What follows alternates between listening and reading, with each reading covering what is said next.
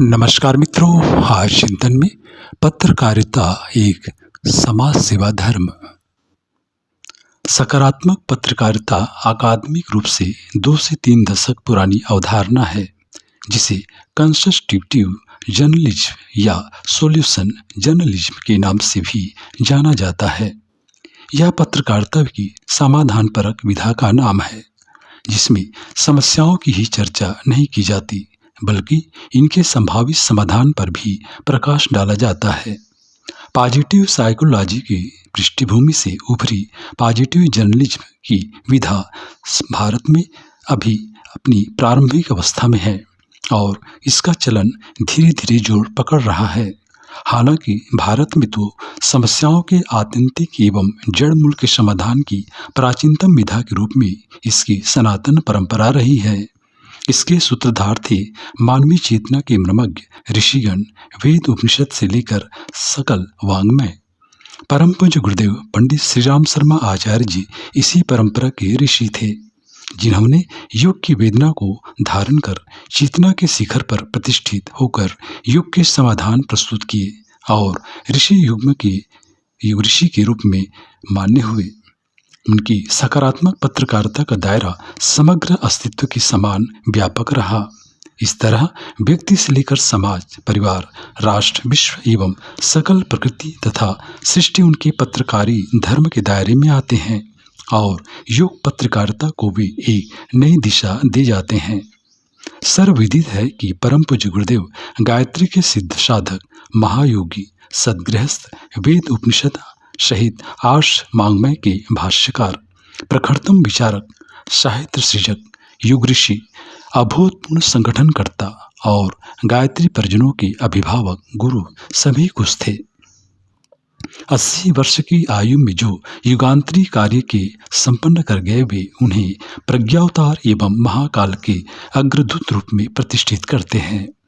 इन सब के साथ वे एक प्रखरतम पत्रकार भी थे, जिसका शुभारंभ स्वतंत्रता संग्राम आंदोलन के दौरान श्री कृष्णदत्त पालीवाल जी के सैनिक पत्र में एक प्रखर पत्रकार रूप में हुआ, जहां श्री राम मत के नाम से उनकी क्रांतिकारी रचनाएं प्रकाशित होती रहीं।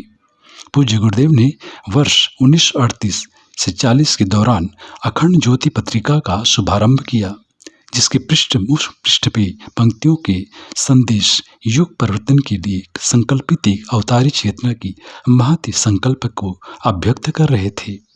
संदेश नहीं, मैं स्वर्गलोक काल आई, इस भूतल को ही स्वर्ग बनाने आई। सुधा बीज बोने से पहले कालकूट पीना होगा, पहन मौत का मुकुट, विश्वहित मानव को जीना होगा। इन पंक्तियों में भगवान शिव की तरह पूज्यवर के लोक कल्याण हित योग की नकारात्मकता के विश्वान के भाव संकल्प को देखा जा सकता है। पूज्य गुरुदेव की सकारात्मक पत्रकारिता की सृजन गंगा का गोमुख भी इन पंक्तियों में देखा जा सकता है। वस्तुतः सकारात्मक पत्रकारिता एक ऋषि कर्म है, जिसे एक आत्मजी साधक ही निभा सकता है। इस रूप में वे सत्यम शिवम सुंदरम के जीवंत विग्रह थे। उनकी पत्रकारिता में सिर्फ सकारात्मकता और समाधान के ही दर्शन होते हैं। कहीं से भी नकारात्मकता को नहीं ढूंढा जा सकता। पूज्य गुरुदेव विश्व युद्ध के दौरान हिरोशिमा नागासाकी में एटम बम के प्रलयंकाली विस्फोट के साथ विवेकहीन विज्ञान के ध्वंसकारी स्वरूप को देख चुके थे और विज्ञान के प्रत्यक्षवाद से उपजे भोगवादी चिंतन की सीमाएं भी समझ चुके थे। साथ ही भी विवेकहीन धर्म के रूढ़िवादी, अंधविश्वासी एवं प्रतिगामी स्वरूप से भी परिचित थे। अतः उन्होंने युग की इन 2 महान शक्तियों के दुरुपयोग पर अंकुश की दृष्टि से एक नए जीवन दर्शन का प्रतिपादन किया, जिसकी चर्चा उन्होंने वैज्ञानिक अध्यात्मवाद के रूप में जनवरी 1947 की अखंड ज्योति में की। उनकी ऋषि दृष्टि को आभास हो गया था कि देश राजनीतिक रूप से स्वतंत्र होने वाला है, लेकिन वैचारिक, नैतिक, सांस्कृतिक एवं आध्यात्मिक दृष्टि से अभी गुलामी की बेड़ियों में जकड़ा हुआ है। उन्हें स्पष्ट था कि नए भारत की रचना, नए युग की परिकल्पना को साकार करने के लिए व्यक्ति निर्माण का महान कार्य पूरा करना होगा और मानसिक गुलामी से उबारना होगा। सो उन्होंने वैदिक ऋषियों की परंपरा में अपनी साधना से परिपक्व होते अध्यात्म के वैज्ञानिक एवं व्यवहारिक स्वरूप का प्रतिपादन किया और इसे वैज्ञानिक अध्यात्मवाद नाम दिया, जिससे व्यक्ति जहाँ खड़ा है वहीं से आगे बढ़ सके। सनातन धर्मावलंबियों व आस्थावानों के लिए उन्होंने सद्बुद्धि एवं आत्मबल की अधिष्ठात्री गायत्री साधना का आधार दिया और प्रबुद्ध, तर्कशील एवं नास्तिक लोगों को आत्मदेव की साधना के रूप में आत्मनिर्माण का नूतन दर्शन दिया, जिसका संदेश स्पष्ट था कि अपना सुधार संसार की सबसे बड़ी सेवा है और हम बदलेंगे युग बदलेगा, हम सुधरेंगे युग सुधरेगा, अर्थात समाज व संसार में परिवर्तन का शुभारंभ स्वयं से करना होगा। अपनी पत्रकारिता एवं जनसंचार के माध्यमों से पूज्यवर ने इस दर्शन का प्रसार किया और जिसके आधार पर आत्म परिष्कार, चरित्र गठन, आत्मविकास एवं व्यक्ति निर्माण का मार्ग प्रशस्त हो सके और आचार निष्ठ व्यक्तित्व के आधार पर मूल्यनिष्ठ पत्रकारिता का उदाहरण प्रस्तुत हो सके। पूज्य गुरुदेव की सकारात्मक पत्रकारिता का दूसरा महत्वपूर्ण आयाम था परिवार निर्माण, जिसे उन्होंने गृहस्थ एक तपोवन की एक क्रांतिकारी अवधारणा के रूप में प्रस्तुत किया। अब तक शायद ही किसी महापुरुष या चिंतक ने इतनी मुखरता एवं स्पष्टता के साथ परिवार निर्माण के हर पक्ष पर प्रकाश डाला हो। परम पूज्य गुरुदेव स्वयं एक आदर्श सद्गृहस्थ थे। परिवार में संस्कारों पर बल देते थे और परिवार संस्था को नर रत्नों की खदान कहते थे। पूज्यवर ने इसे वैदिक धर्म की आधारशिला आश्रम व्यवस्था का सशक्त आधार घोषित किया, जहाँ से ब्रह्मचारी, वानप्रस्थ एवं सन्यासी सभी ही आश्रय पाया करते थे। परिवार की बात पूज्य गुरुदेव की सकारात्मक पत्रकारिता में समाज की समस्याओं के समाधान के साथ समाज निर्माण की धारा भी प्रवाहित होती दिखती है। पूज्य गुरुदेव का पत्रकारिता चिंतन जीवन से पलायन नहीं, उसकी दुष्कृत्यों एवं कुरीतियों से लोहा लेने व उनके उन्मूलन पर बल देता है और साथ ही समाज सुधार के साथ आत्मकल्याण का प्रतिपादन भी करता है। उनकी यह उक्ति स्मरणीय है कि समाज की सच्ची सेवा करते हुए आत्मकल्याण मानव जीवन का मूल उद्देश्य है। यहाँ पूज्य गुरुदेव का यज्ञ भाव के साथ संपन्न कर्म का भाव प्रतिपादित होता है, जहाँ वे इदम न मम के भाव के साथ कर्म को आराधना मान निष्काम एवं निस्वार्थ कर्म की प्रेरणा देते हैं।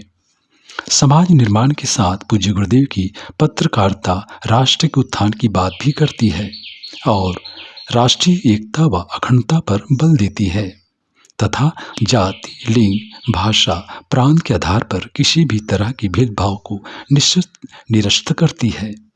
उनकी पत्रकारिता वयम राष्ट्रीय जागरिया पुरोहिता के उद्घोष के अनुरूप युग धर्म के रूप में राष्ट्र जागरण एवं उत्थान का मार्ग प्रशस्त करती है और ऋषि परंपरा की पुनर्जागरण, स्थापना एवं विस्तार के साथ इसे और गहरा एवं व्यापक आयाम देती है।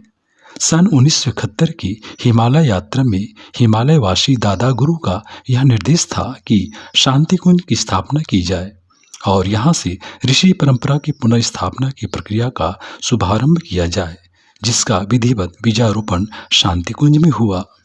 इसी के साथ राष्ट्र उत्थान के भाव से पूज्य गुरुदेव की सकारात्मक पत्रकारिता वसुधैव कुटुंबकम के आधार पर विश्व निर्माण की परिकल्पना को साकार करने की दिशा में अग्रसर हुई।